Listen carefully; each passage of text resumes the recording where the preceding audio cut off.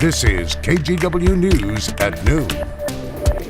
And we start with breaking news this afternoon. Washington State Attorney General Bob Ferguson has charged 3 Tacoma police officers with murder. They're accused of killing Manuel Ellis in March of last year. The 33-year-old died while he was in handcuffs.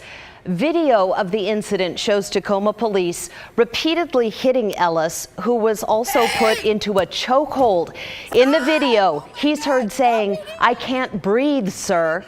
The medical examiner ruled Ellis's death a homicide, but according to the full autopsy report obtained by our sister station in Seattle, Ellis also had a deadly amount of methamphetamine in his system. This is the first time the AG's office has criminally charged police officers in Washington for the unlawful use of deadly force. Well, today, Oregon's most populated county is leaving behind the restrictions of high risk for COVID.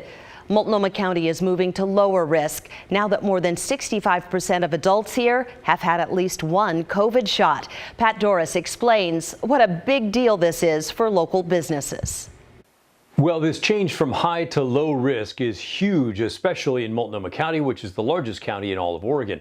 It means that restaurants can go from 25% capacity or 50 people, whichever is less, up to 50% capacity. So if you have a big restaurant that holds, let's pretend, 400 people, suddenly you can have 200 people inside. That's a pretty big difference. And so we're seeing changes like that in a bunch of different areas throughout Multnomah County. Indoor recreation like gyms, those were also held at 25% or 50 people. Now that goes to 50%. Theaters and concert halls, same thing, 25% or 50 people, now it's 50%. Retail stores that were held at 50% can now go up to 75% capacity. So you can see it's a big change, and it's a real significant loosening of these dramatic COVID restrictions that have been on our lives for so long. Not everybody's excited about it. Multnomah County's Public Health put out an advisory, which is a strong suggestion. It's not a requirement, but a strong suggestion that everybody still wear masks inside no matter what. And when I asked them, gosh, what about the CDC guidance and what about the governor's guidance that if you're fully vaccinated, you don't need a mask if they're checking your ID and your vaccination proof? They said at Public Health, well, it's hard for businesses to do that, and, just wear a mask. So that's where they're coming from. But I think for the retail industry, the restaurant industry, all that, this is a huge day. And for those of us who love to support those industries, it's a huge day as well. I'm Pat Doris reporting.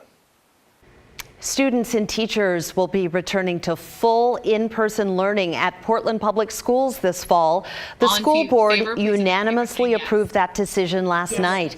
Superintendent Guadalupe Guerrero also revealed the district is working on a virtual school option. Eric Happel is with ED 300. It's a group that's been pushing to reopen schools. He thinks online learning should go through the Oregon Charter Academy, not necessarily PPS. I'm not clear why PPS wants to use its funding for that when there is another option in Oregon.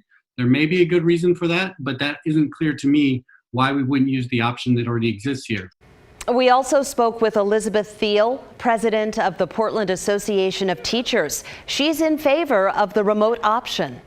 We know that there continue to be students and families who are not able to get vaccinated or are high at risk of COVID. And so I think it makes a lot of sense. I think there's a lot of opportunity to do it in a way that works well and builds off of everything we've learned. The superintendent says details for remote learning are still being worked out, and we will update you as soon as we hear something. A group is threatening to take the state of Oregon to court over its policy for vaccine verification. After the CDC revised its mask guidelines, Oregon put a sort of hybrid policy in place. Businesses can either keep their mask mandate, or if they're okay with customers not wearing a mask, they're supposed to check for vaccine proof. Oregon is the only state in the country doing this, and it's not going too well. Many businesses have kept their mask requirements in place to avoid confronting customers or They simply aren't checking at all.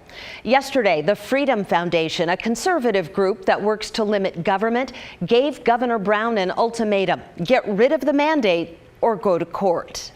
We're going to hopefully give her a week. I think that it's very likely that she will rescind this mandate. She's entirely alone. Earlier this week, Oregon House Republicans told the governor she should rescind the vaccine verification order. So far, though, she's not going there. She said she's open to refining the policy, but she hasn't said she'll end it.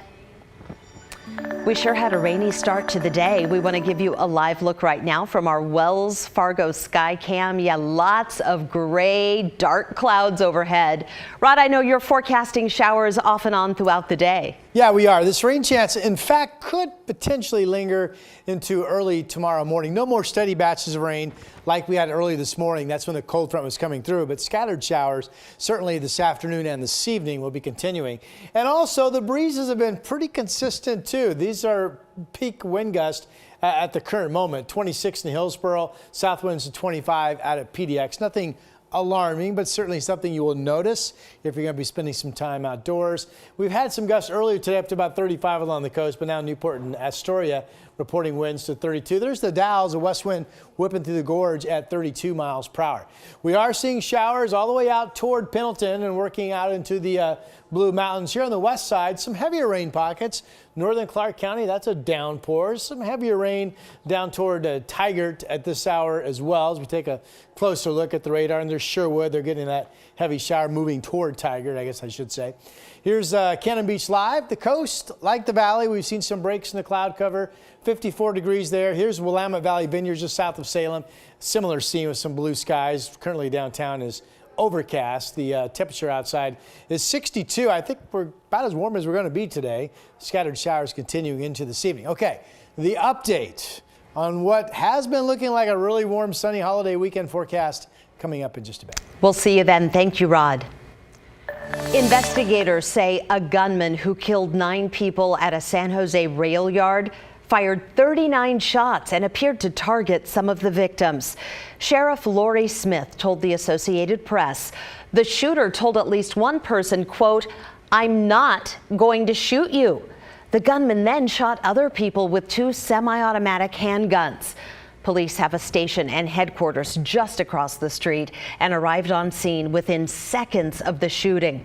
The gunman took his own life as deputies closed in. It also appears he set a timer or some kind of slow burn device to set his house on fire. Some employees spoke with the media today. One man lost a coworker who shares an office with him. He explained how difficult it was talking to family members yesterday. I was able to hold those emotions with me whole day yesterday when I went home at 7 p.m. last night. I saw my family running towards the car when I parked. When they hugged me, they were happy that I was able to make home. But I was sad inside that some of my family members could not feel the warmth that I was able to feel yesterday. That's going to be missed forever. The victims' jobs included bus and light rail operators, mechanics, linemen, and an assistant superintendent. One had worked for the Transit Authority for 22 years.